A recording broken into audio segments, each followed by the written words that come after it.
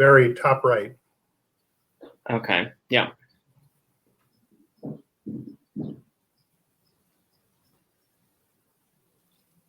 I think we're on, Steve. You guys are on. You're recording. We are on. Well, that's exciting. This is the third installment in our series, The Trouble at Home.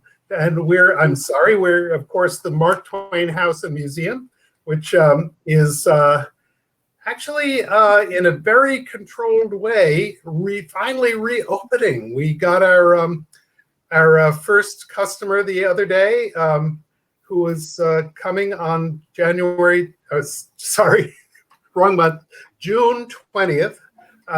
And just look on the website, marktwainhouse.org, to find out all about that. There are various rules. I know the tours are limited to 5, but we're very excited that it lasts at least in a very controlled way, conforming to all the proper safety rules. We are able to welcome people in again. There's, of course, for those of you who are farther away, there is still our wonderful virtual tour, which you can also find on our website.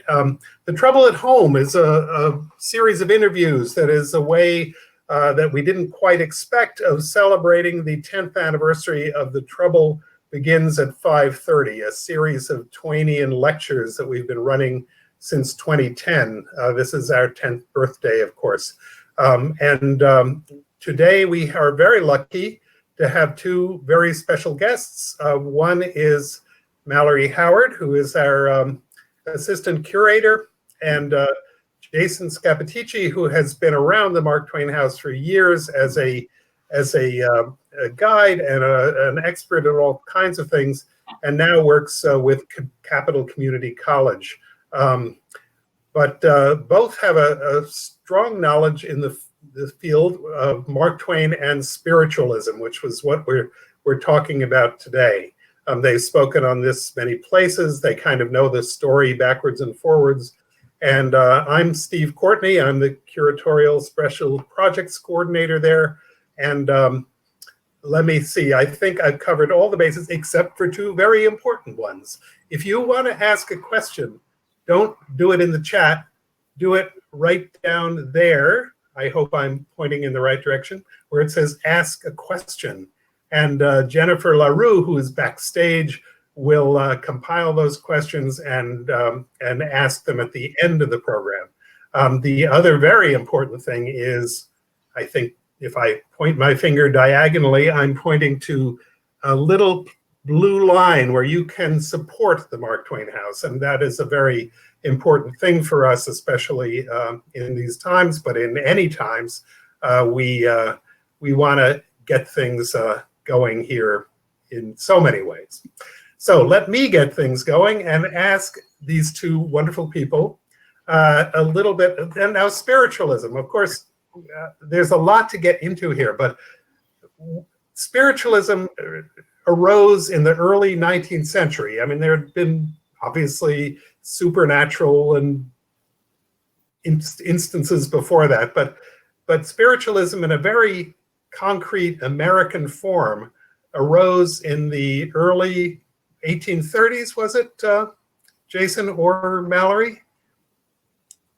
Yeah, so spiritualism rose to prominence in the 1830s, 1840s, and then really hit its stride after our Civil War. In part, really a reaction to all of these people who suffered, loss, terrible loss, and in many cases didn't have a sort of proper mourning, if you will. And so spiritualism really took off during the Civil War and after the Civil War. So it remained pretty popular throughout the late 1800s, and then started to wane, interestingly, in the early 1900s, and had a resurgence after the First World War. So again, we see spiritualism rising again in response to people who needed some sort of mechanism for mourning.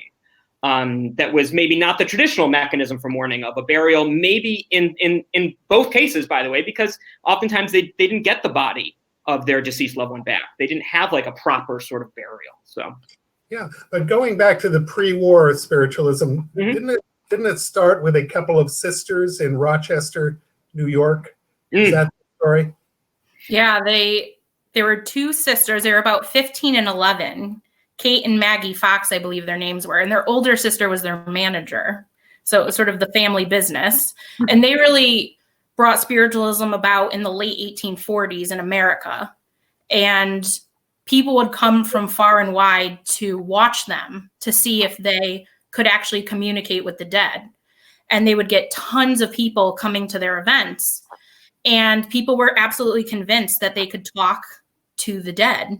And the way they would go about it would be to ask questions to those that had passed on. And those that had passed on would respond usually by rapping or knocking on the table they were using. And Sam even makes reference to it when he's traveling along the East Coast and he's passed. That is Sam Clemens, of course. Sam Mark. Clemens, aka Mark Twain. Right, And we'll be getting to it in a little while. But, we don't want to confuse people.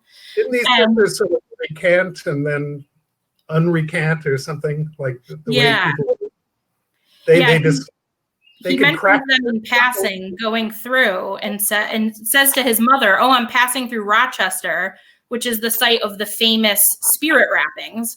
But later on, the sisters recanted and said, "Oh, we made the whole thing up, and we actually were able to train." They trained themselves to snap their toes like you would snap your fingers. So that would create a very loud noise, which would sound like a knock.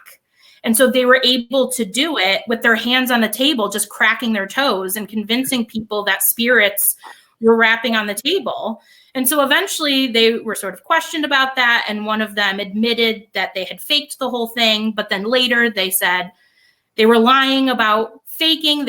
It was actually happening. So they kind of went back and forth over the years. But yeah, they have a very interesting story.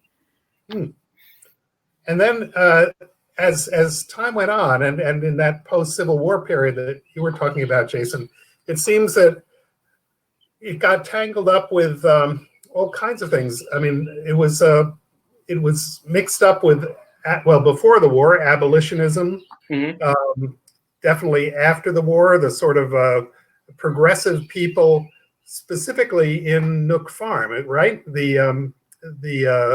There's a community in Hartford in which the Clemenses ultimately moved.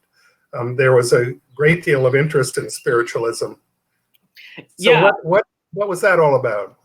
Yeah, so spiritualism especially became fashionable, if you will, almost. Sort of like, do you remember, I want to say it was maybe the early 2000s when the Kabbalah became fashionable, right? Like Madonna talked about, following the Kabbalah, and right. So it became fashionable among the upper class and definitely the upper middle class.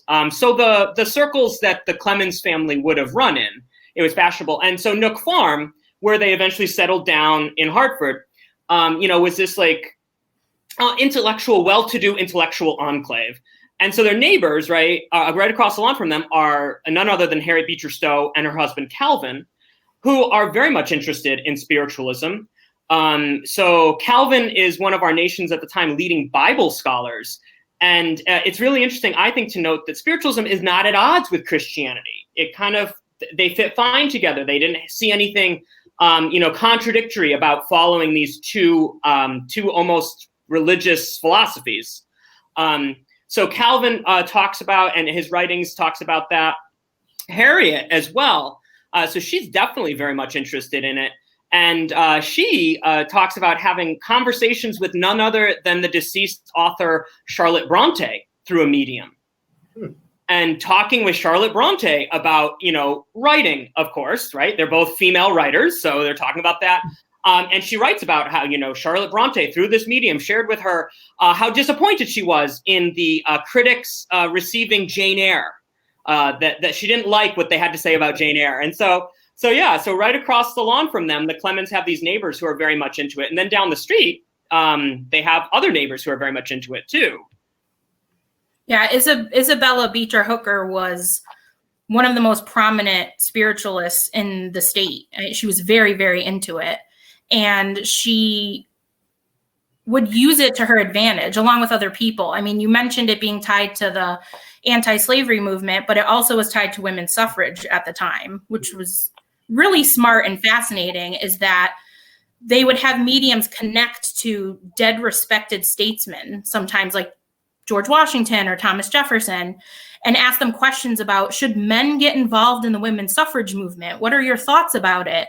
And George Washington, these people would say, yes, you know, men need to get involved and you need to support the women's movement. And it was a way to try to get them to get more male support of the movement at the time. So they used it to their advantage to help further a cause.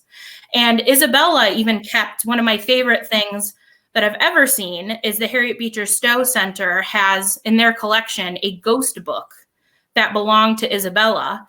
And it was basically a log of names of people that she was able to communicate with through mediums to have conversations with. So people like Frederick Douglass, the Bronte sisters, Napoleon, Joan of Arc are just some of the people that she was able to have conversations with.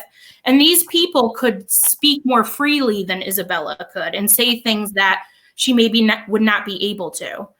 And she even had the Clemenses, Sam and his wife Olivia, or Livy, they attended a seance at Isabella's home because she was told that a new era of matriarchal government was about to approach and that she was going to be president and head of that new government.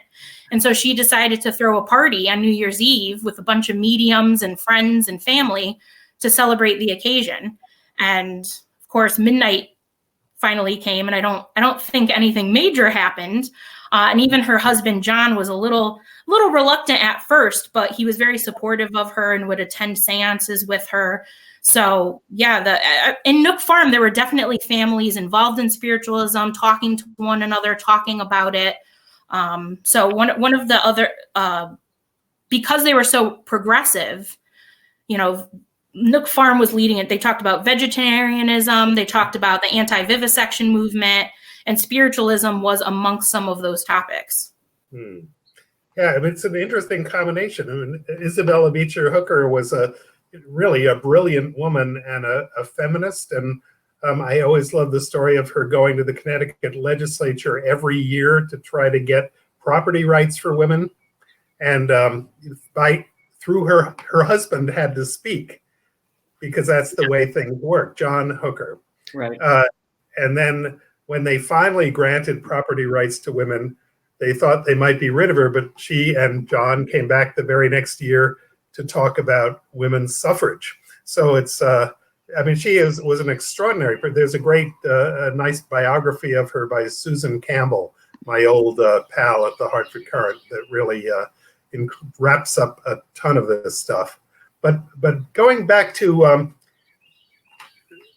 backing up again, you mentioned, Mallory, him going through Rochester on the train, writing to his mother about the spirit rappings. Now, of course, his life is a little complicated. He was a young printer in Missouri and Iowa, and then traveled to the East, and took a very minimal part in the very beginning of the Civil War, and then went out west with his brother to Nevada, and ultimately he went to California. So at this point, I think, as I recall, he ran into some more spiritualists. Is that correct? Yes.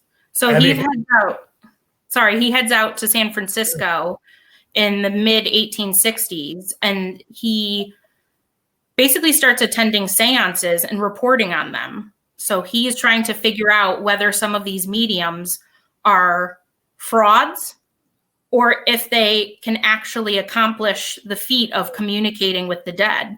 And so he would go and attend these and try to figure out how they were doing these tricks, or if he couldn't figure it out. So one of the more well-known mediums that he visited quite a few times was named Ada Foy. And he wrote about her several times. The Golden Era reprinted a bunch of those articles. And he was awestruck for the most part. He could not figure out how she was doing it. So she would also do something similar to the Fox sisters. She would have rapping and knocking on the table. But Sam writes in the articles that sometimes they would come from the middle of the table, and sometimes they would come from the sides of the table, and they would change course. And so he couldn't exactly figure out how she was able to do that. He does jokingly say that sometimes the sounds seemed to come from her knee joints, but he wasn't exactly sure. And she also did something called pellet readings. So what she was doing, the people in the audience would write down the names of loved ones that they wanted her to try to communicate with. And then they would put it into a bowl. And then she would usually select 2 people of high character and high morals as a committee. So those 2, typically they'd be men, would come on stage and watch her. And she would write down a name on her own and wrap it up. Then she would stick her hand into the bowl of names, and she would go through until she had a certain feeling and a sense that she was at the correct name. And she would pick that out of the bowl, and the 2 committee members would look and the names would match. So the name that she wrote down without looking at anything would match the name she randomly pulled from an audience member. And once that matched and it was confirmed by her committee, she could move ahead with answering questions for that family member that was in the audience. And Sam writes that he really can't figure out how she's able to do this. And so it kind of gives him a positive spin or outlook on spiritualism. And as you'll hear as we continue to talk, it sort of goes like this throughout his lifetime. So that's an example of when he really thinks positively about it. But he also has, negative encounters as well. Yeah. Well, actually, in recounting that speedy version of his life, I left out the part when he was a pilot on the Mississippi River, when he had a sort of an uncanny experience of his own. Is that correct? Involving his brother. Yeah. So he was on the Mississippi River, and his younger brother Henry eventually gets an unpaid position to come work on the same boat as Sam, which is called the Pennsylvania. And they're heading down the river, and an altercation of sorts takes place between the captain of the boat and Henry. And Sam sort of steps in as the older brother, and he gets involved in this altercation, and the captain decides to throw him off the boat. So he gets off, and Henry stays behind to continue downriver. And Sam ends up having a dream. And in his dream, he walks into a room, and there's a bunch of coffins laid out. And he walks over to a metallic coffin. The rest were unpainted white pine, except for one metallic one. And he walks over and looks in, and it's his younger brother, Henry. And Henry is even wearing a suit of Sam's clothes. And he has a bunch of red roses with one white one in the middle, or it's the opposite. I can't exactly remember which color. And he wakes up, and he's so grateful that it was just a dream. It was a nightmare. Everything's fine. And about 2 weeks later, he gets horrific news that the boiler on the Pennsylvania exploded, and a bunch of people were killed and injured. And so Henry, unfortunately, ends up being amongst the injured. And so they were near Memphis, and they end up bringing him to be cared for. And he lasts a little while, but eventually succumbs to his injuries and passes away. So Sam leaves, comes back a while later, and they had sort of set up a makeshift morgue. And he walks into the room, and there, once again, just like in his dream, they're all unpainted white pine coffins, except for one metallic one, which Henry happened to be laying in. And he later finds out that some nurses happened to pool together money, $60, so that they could buy a fancy, nice coffin for Henry. So he walks over and he peers in, and once again, Henry is wearing the suit of clothes. And Sam said he had no idea. His brother must have stolen the suit of clothes when he wasn't paying attention and worn them. And he admits that the only thing missing are the flowers. And as he's turning to leave, a nurse walks by, and she places that specific bouquet right on his chest. and he can't believe that he was able to dream about that event happening weeks before it took place. And so he really thinks that he has this sort of mental power or psychic ability that he was able to foretell the death of his brother. And what's really interesting is that he seems to almost pass this gift on to Clara, his middle daughter, later on as well. She ends up writing later on in life that between the ages of 4 and 14, that an old lady would visit her and tell her things that happened and that no one else knew. So one time this lady visited her and said, one of the calves died last night. And so Clara went to the breakfast table and told the family, oh, one of the calves died last night. And no one had heard any news about it until they saw their coachman later on. And he told them, yeah, that's true. One of the calves passed away last night. It happened again where one of her sisters was writing romance stuff during study time. And the old spiritual lady went to Clara and said, you better tell your sister to stop writing romance stuff during study time. And Clara said, I was hesitant. I didn't want to do it. And the lady said, if you don't do it, I'm going to tell her. So Clara finally decided she'd be the one and went to her sister and said, you better stop writing romance during study. And her sister couldn't believe it and said, I didn't tell anyone I was doing that. And so Clara later seems to think that she as well can communicate or get certain psychic abilities. And so it's kind of interesting that both father and daughter have this ability with this mind power or this communication with the other world. And she admits that her and her father would talk about that quite often. And by the way, Mallory, you were right. It is white roses with the red rose in the middle. So perfect. You had it right. There you go. Okay. Well, going back to, all right, he had his Western experiences. Now, tell me about before we started, you were talking about somebody named Mansfield. Who was that? Yeah, so James Vincent Mansfield is a really interesting actual medium from this period of time. He was known as the mail order medium, and that's because you could mail him, you would mail him questions, right, in a sealed envelope, and then you'd put that into a bigger envelope with $5 and mail it off to him. And the story goes, according to what we have about this, he would keep that envelope in the middle, in the bigger envelope. The smaller envelope would stay sealed. He'd keep the $5, but he would then send you answers to your questions, having not opened the envelope. And so that was one of the things he was known for. And he was also known for, by the way, after that, even sending updates to you unsolicited. So he would send people updates and then send them a bill for it. Sam. Smart businessman. Right. And would he wash people's car windows? So many people think that Sam went to see him at some point in New York in the early 1870s, and that Sam wrote about this experience in Life on the Mississippi. But in Life on the Mississippi, he changed the story a little bit. So he changed it so that the medium was named Manchester. So not Mansfield, but Manchester. And instead of him inquiring about a deceased relative, which some people believe that he went to Mansfield to try to connect with Henry. And so in this story, as he tells it in Life on Mississippi, though, he went with a friend to connect with Manchester and to find out about that. And he did not have a good experience with this medium.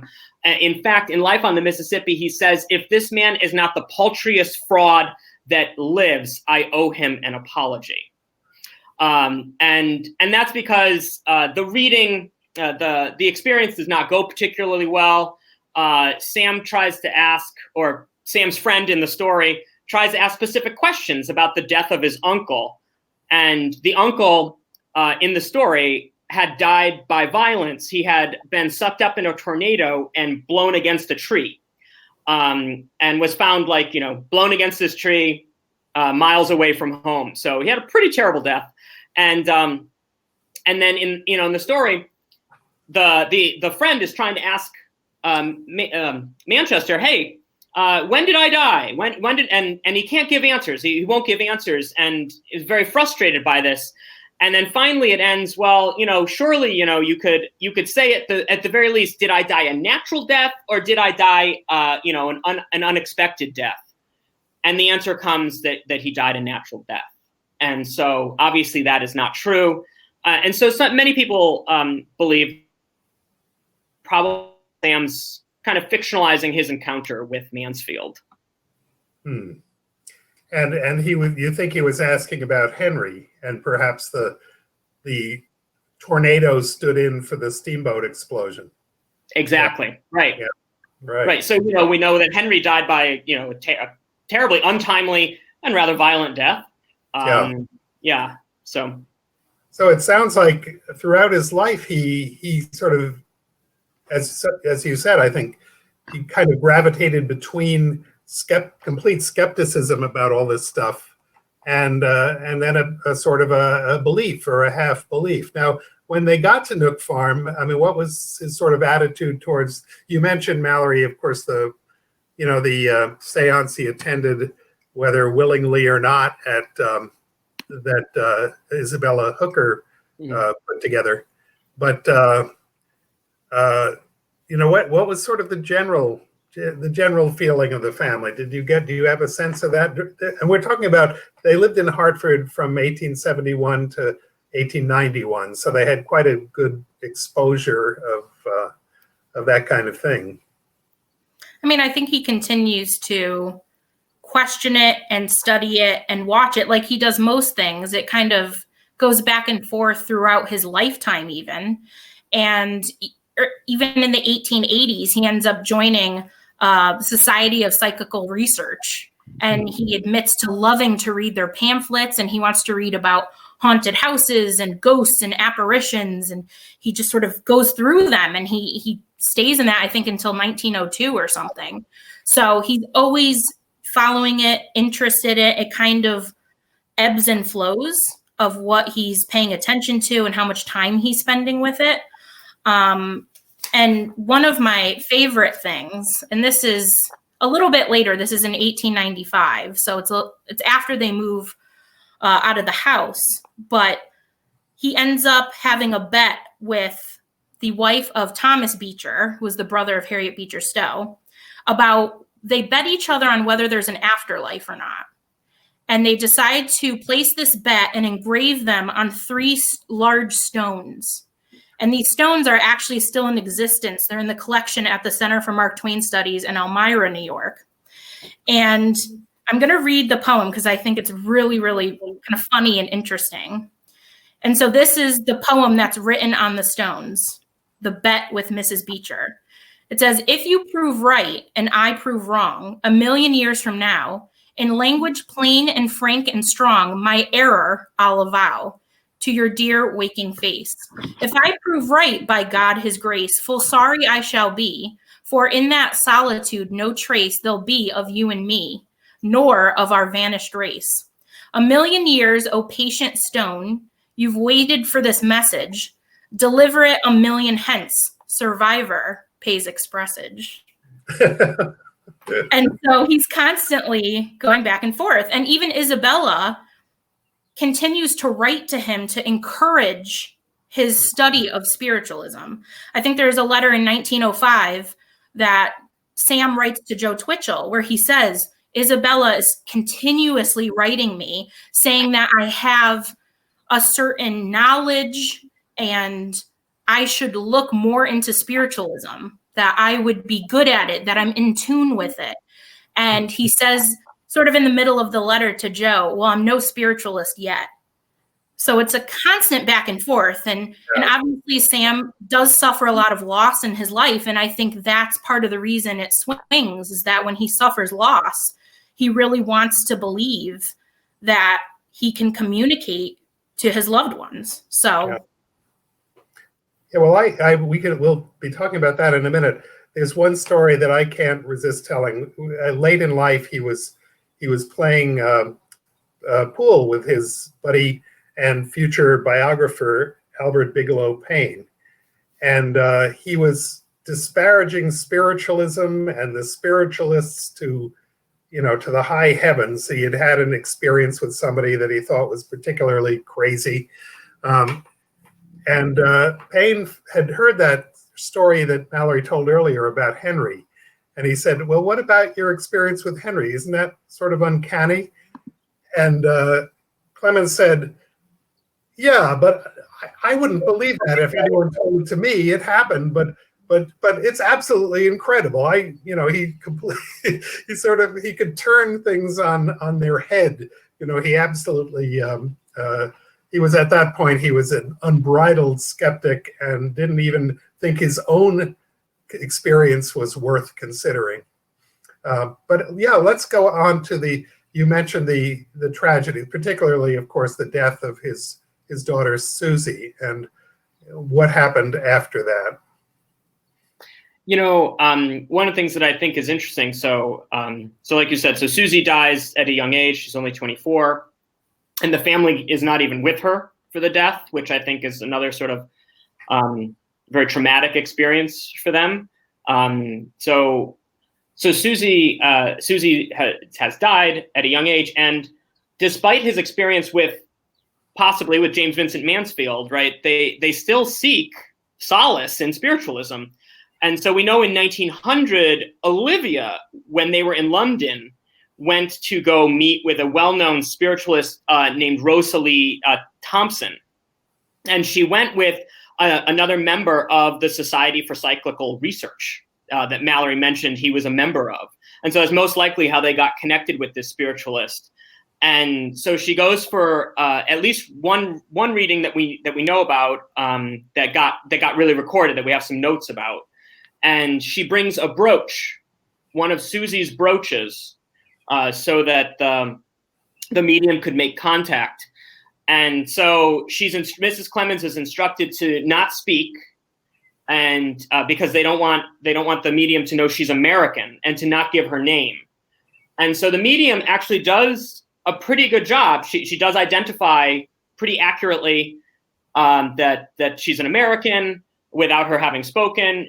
She identifies, about the loss, and she identifies a number of things about Susie that are true based on the notes that we have from the encounter with this medium. But that's at least one occasion that we know Olivia went, but she also, Sam and Olivia also went to talk to a medium, Mallory, right? Yes. Yeah. Clara makes note that her parents went to go seek out another medium, but she doesn't go too much into detail, just sort of mentioning that nothing promising came from it.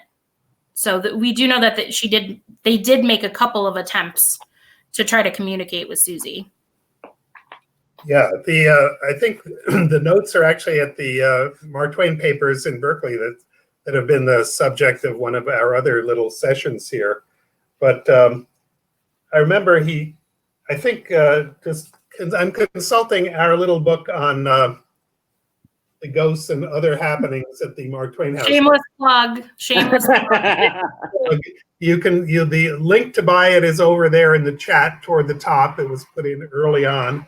But he was actually connected with the medium in London by Andrew Lang, who was a folklorist. My kids had books called the Red Fairy Book, the Green Fairy Book.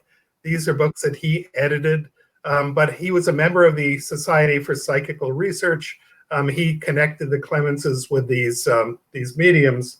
And Clemens later said he considered one of Lang's mediums a fraud, and the other, quote, an innocent, well-meaning, driveling vacancy. So that was Mark Twain putting his usual stamp of eloquent criticism on one of those mediums. And then, of course, Mark Twain himself died, 1910.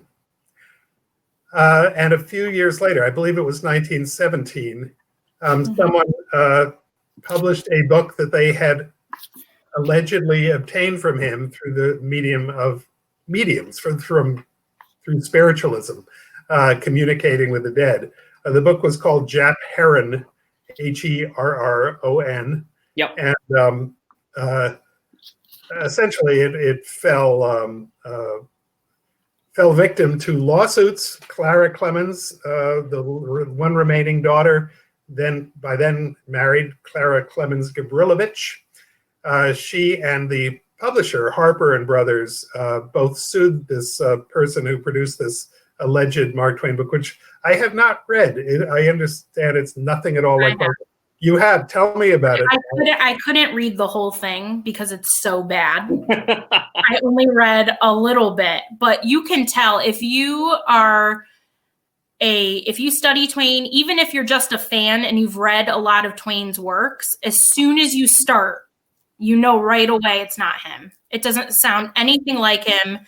It's really bad. I think you can find maybe copies. I can't remember if you can find it online to read online. There's probably a couple kicking around that you can find on the internet perhaps, but unless you really want to be bored to death and are just really interested in the topic, it's not good for a nice, relaxing, interesting read. But that is one of my favorite stories, Steve, because that was called the Ouija board lawsuit. Yes. Because so the author, Emily Hutchings, supposedly with the medium Lola Hayes, right? Supposedly they wrote the book using a Ouija board. Oh, very good. That's a good way to write a book, I guess. Yeah, hey, I mean, they did get it published, Steve. So he managed somehow, yeah. So it's called the Ouija board lawsuit, and it did actually go through one printing at the time, I believe, before they had to stop printing. Yeah, they were able to get a few copies out, I think, before they stopped, because they knew they were going to get sued and probably lose, and so they wanted to avoid that. Yeah. But they also in the early 1970s, another man comes forward. His name is Elwood Babbitt, and he also is a medium, and he writes books about contacting famous dead people, and one of them, unfortunately, is Mark Twain. And he has a whole interview with a writer where the writer is asking this medium questions and the medium is channeling Mark Twain and answering them. And he even tries his hand at poetry. So he writes a poem that he alleges is from Mark Twain from Beyond the Grave. And my favorite part about it is the poem is called Man's Folly, Not Lemonade, but Soul Aid by Mark Twain. So, all right, that's one of his lesser known works, no doubt. What I like, we'll get off this gloomy topic, but and we'll go to questions soon. But what I like is there was a story about Hal Holbrook. Hal Holbrook, as you know, for decades did a one-man show, Mark Twain Tonight, that just brought the guy alive, and in his early days, in the 50s, Clara Clemens, by then Clara Clemens Samasud, her second husband, was still alive, and he actually went and visited her. And first they met backstage. Later he went and visited her. And when they were backstage, Jacques Samasud, the husband, came up to him and said, "She talks to him, you know." Mm. And Holbrook said, I beg your pardon? And he said, to her father, "She talks to him." And I said, this is Holbrook speaking. Holbrook said, "Oh, I understand. Yes, I know. She's interested in spiritualism. She's talked to him about you." Holbrook says, "Oh, yeah?" Samasud says, "So watch out." So I don't know. Is there more you'd like to get into, or shall we go on to questions? Jennifer LaRue will come from backstage and unleash them on us. But do you guys have anything more you'd like to cover that we haven't? Or no, I mean, I think we've covered certainly most of the highlights. I think. One of the things I just wanted to throw in there was from one of his articles in San Francisco when he's going to different readings. I love the way that he had it. This was after a good reading. He again didn't know how they did it, and he enjoyed himself. And he said that he finds dead people better company than a good many living people. And I always really enjoyed that, the way that he just summed it all up, with his typical wit and humor and observation about the experience. So, all right, great. Well, Jennifer, do you want to come out of hiding and? I do indeed. Here I come. Here she is. There she is. Hi, everybody. Oh, my goodness. Was that awesome? Thank you so much. And we have great questions, as always, from our audience.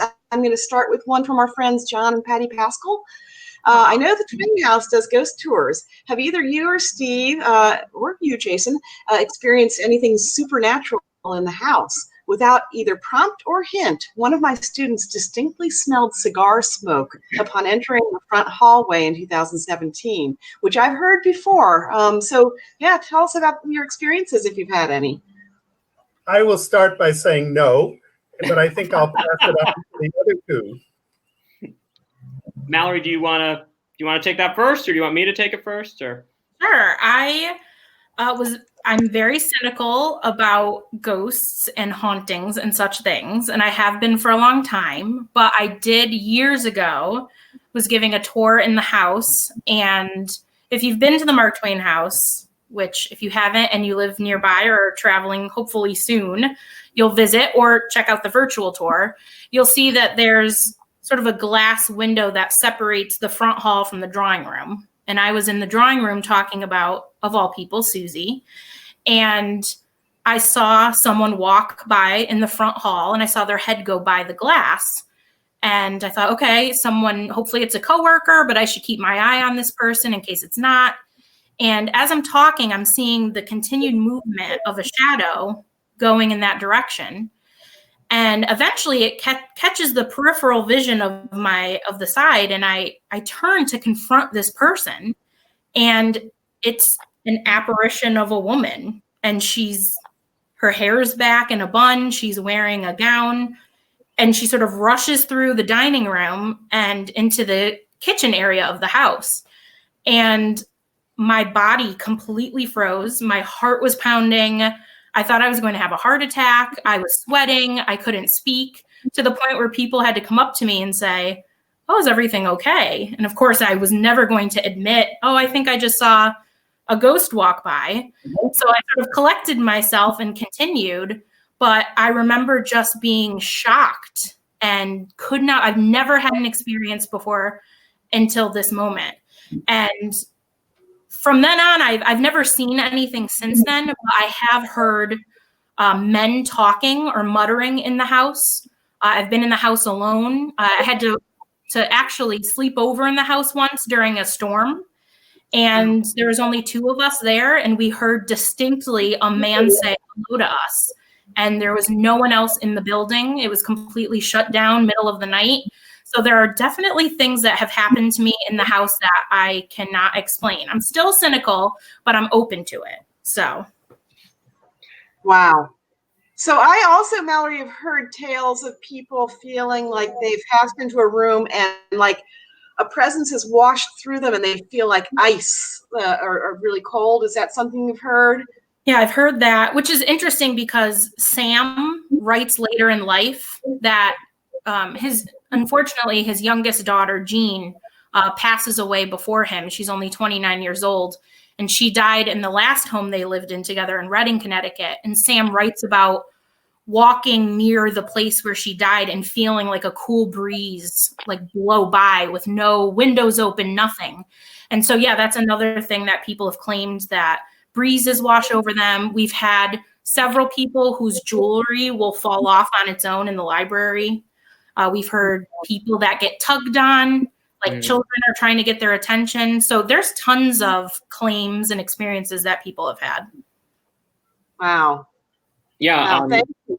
I've had on my ghost tours, actually, I've had other experiences, but on my ghost tour, I remember quite clearly, this ghost tour happened to have a 13-year-old's birthday party. So this was like, there were, I don't know, like five 13-year-old boys and like their parents, and then there were a bunch of other folks. But I remember it so much because the neat thing about a ghost tour, if nobody's ever done that before, is the house. You see the house in a very different way. It's lit very differently. You hear different stories about the house. And also, for most of the tour, you're in it alone. You know you're the only tour in the house. And so we were on the second floor, and I remember we were in the master bedroom, and I was speaking, and suddenly I was interrupted by men murmuring. Just like Mallory described, you could hear it so that you couldn't hear what they were saying, but you could clearly hear two men were having a conversation somewhere. And I thought that I had lost two of my people and they were outside in the hallway. So, I poked my head out, I did a count, I had everybody I came in with. And yeah, it was so unusual. And it happened again about maybe 10 minutes later in our next room. It happened once again. And I remember at that point, the five boys who were there as part of their birthday party got quite scared. And I remember one of them saying to me, maybe you should go downstairs and check. And I was like, just because I'm the tour guide doesn't mean I'm braver than you are. I'm not going downstairs. So I did radio security to see if anybody had come into the house, and nobody had come into the house. So unexplained.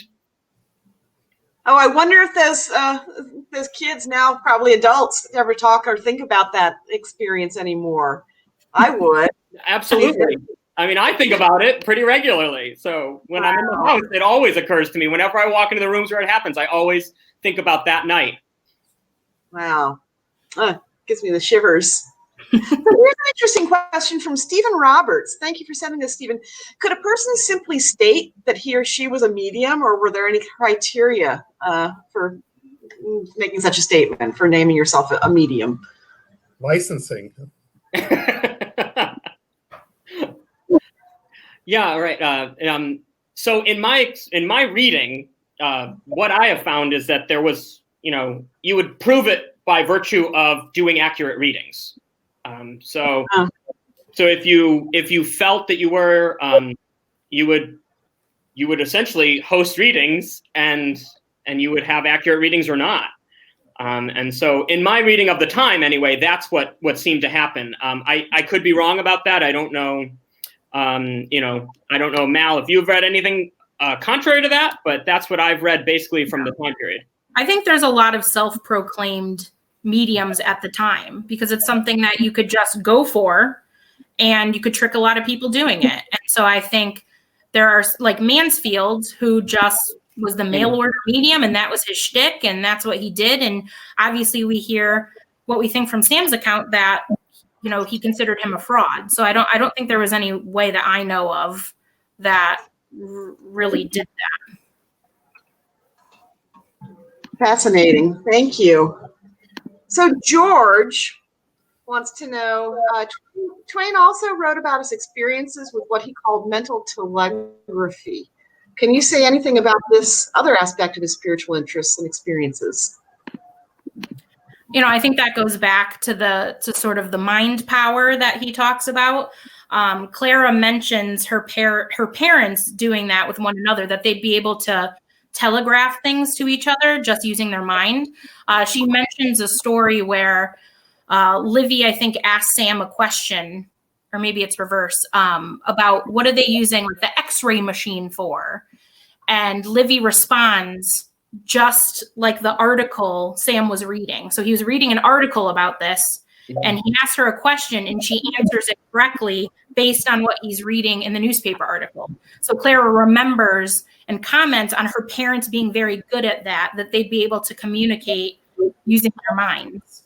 And so he does throughout his life. An example would be the Henry story too, that he has these certain mind powers or abilities that he's able to accomplish such things from time to time successfully. Wow. So thank you. Did anyone in the Clemens family visit spiritualist camps like Lily Dale in Pomfret, New York? Anybody know?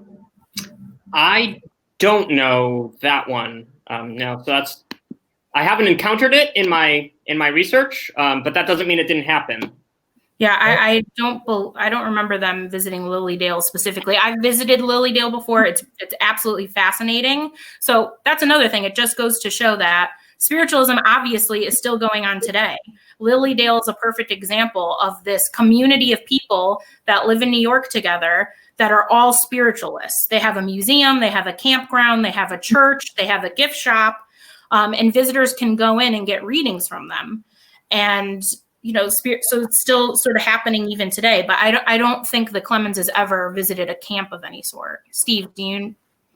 Mallory and I collaborated on an exhibit on Mark Twain and Spiritualism a few years back, and I remember there was we expanded it to the general issue of spiritualism, even getting down to Santeria in Hartford, but we also.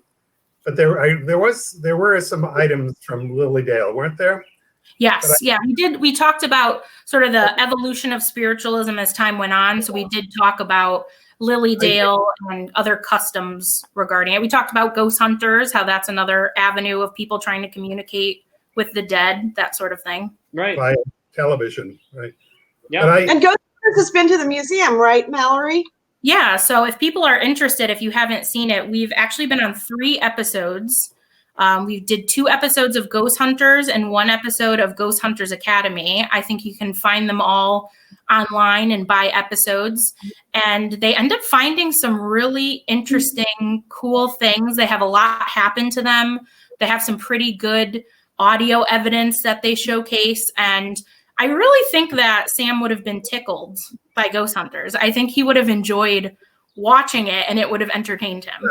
What you described about his reading this Journal of the British Society for Psychical Research. Yeah. Even when he didn't believe a word of it, he just loved the stories. And of course, his literature is full of ghosts. And Tom Sawyer and Huckleberry Finn, both wonderful Missouri superstitions that he remembered from his youth, and that kind of thing. Terrific. Oh, but I think I can pretty safely say that the Clemenses never visited Lilydale. That was the original question. I think we'd have known Mallory when we were doing research for the exhibit. I think the 3 of us, we would have read about it if they had. Yeah. I think so, yeah. Okay, this one comes from me. Did you ever meet Madame Blavatsky? Madame Blavatsky, wasn't she a well-known spiritualist of the day? And the what was it called? That her branch of it. Wasn't there a name for it? Yes. And it doesnnn't matter. I think not, but it's something that we would have to look up, and he may well have heard of her. But yeah, she was. There's a word for what she was, but I can't remember it. It's Theo something or other. Yes, Theosophy. Yes, that's it. Right. Yeah, Theosophical research or something like that. I can't remember the name of it either. To my knowledge, he never met her either. I certainly, at least again, I didn't encounter it in any of the research that I did. So, but I definitely read about her when I was doing research, but not about him meeting her ever. That's fascinating too. Somebody wants to know, what was the title of the Ouija board book and who was it credited to as an author? Did it actually say Mark Twain or? If I can recall the title, and I've seen it, the title page, it says like Jap Heron, a book written using the Ouija board, and then it has like his signature. It doesn't say by Mark Twain, but it's kind of deceiving. Which I think was part of the problem with the lawsuit. Mallory, I don't know if you have any better memories of what the title page looks like, but that's what I recall too. And then of course, but I think when they've reprinted it, so you can get these rare copies now. I think a private person published them or something. I think it has the name of the woman who sort of channeled him, not the spiritualist, but her Emily Grant Hutchings was her name. Yeah. I think she wrote Jap Heron. And interestingly enough, she was a writer from Missouri. So yeah, that's right. Yes. It's a funny coincidence that she was a writer and somehow managed to connect to Mark Twain and write this book. Right. She was an unsuccessful writer from Missouri who it seemed maybe wanted to find a way to become a successful writer from Missouri. Right. And failed.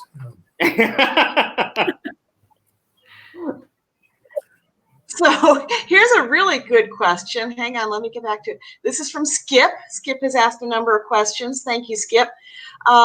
If Sam Clemens were reincarnated, would you believe him?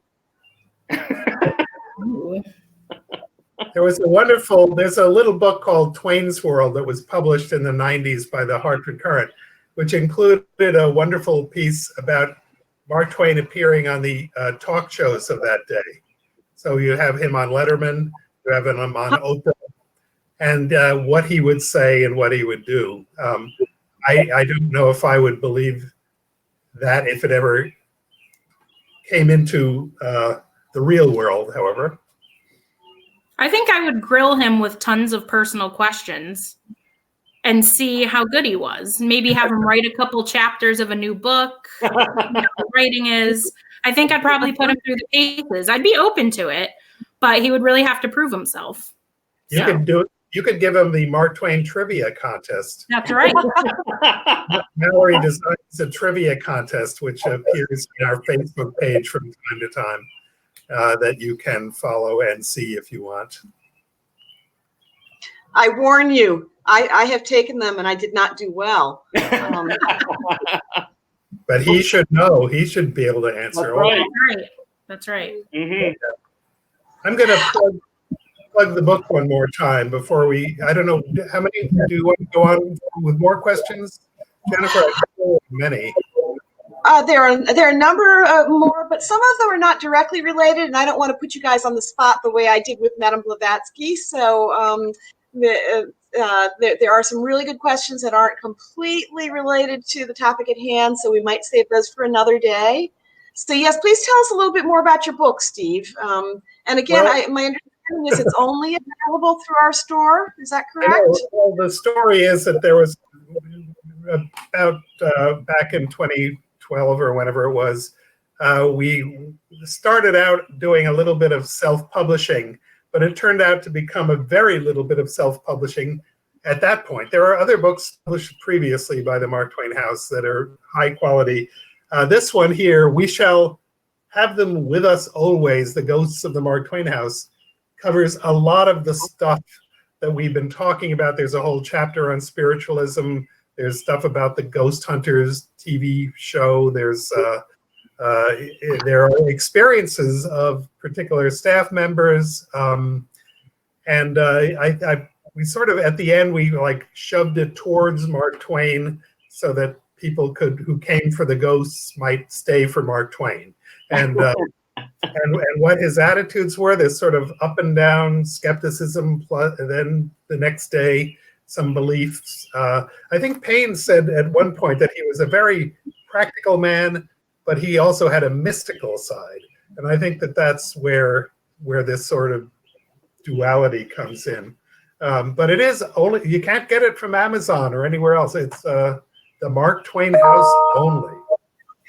And let me also tell you about next 2 weeks from now, Alan Rankin is an independent scholar who has done a tremendous amount of work on Nina Gavrilovich, the granddaughter of Mark Twain, who he never knew, and her life, which has often been portrayed as tragic. She died in the 60s. She had terrible addiction problems, but this fellow has, working from some of her early diaries, is working on a book about her, and he should be a really interesting character. That's June 25th, same time, 5:30. I will wind it up there. Do you want to say anything else, guys? Or just thank you. I had a good time talking about these things. It was fun. So thanks for having me. Yeah, thanks for joining us. Thank you to anyone who donated. We really appreciate it. It helps us be able to put on programs like this, and so we really appreciate your donations. We appreciate you coming and learning more about Mark Twain and the family and the house. And hopefully you'll continue to check in with us on various topics. And hopefully we will see you soon at the museum. And this has all been recorded, so you can go to our website, look at digital, I think it's called digital offerings at the top, click that, and you'll find the recorded sessions of this and many other good programs. And thank you, Jennifer, for making all this possible. No, thank you. It's such a privilege and an honor to be part of this. I second what Mallory says about thank you to anybody who donates to us through this during these programs or others. Every single donation, large or small, makes a huge difference to us. And I just point out that if you look over in the chat, you'll see a number of Mark Twain House staff and people who are on our historic interpretive staff. And we all deeply appreciate your being here tonight and supporting us in every way that you do. I also point out that my colleague Britt posted one of the trivia quizzes, the Twain trivia, so you can try your hand at that. And I'll be sending a recording, a link to this recording to all of you tomorrow via an email that you'll see coming from Crowdcast. So you can watch us over and over again and revel in every moment once again. Yeah, thank you all. Thank you so much. It's awesome. Thank you, everybody. It was fun. Thanks. Thanks. Bye-bye.